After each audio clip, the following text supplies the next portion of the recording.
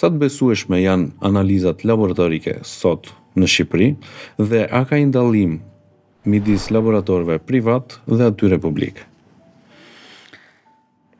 Në Shqipëri sot kemi laboratorë shumë të mirë, qoftë publik, qoftë privat. Pra, nuk ka të bëjë shumë fakti nëse është publik apo privat, po ka të bëjë fakti se sa të standardizuara janë metodat që përdor, në çfarë teknologjie ka investuar, është investuar në këtë laborator, çfarë akreditimi ka ky laborator, cilat metoda kanë kaluar ato testet e proficiencës, cili është personeli që punon, sa i përgatitur është, sa i përgjegjshëm është.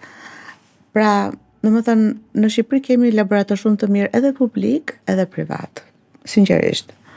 Kështu që nuk është se ka një ndarse midis këtyre të dy. Diferencën pra e bën kjo, standardizimi, investimi në teknologji dhe në human resources, në njerëz.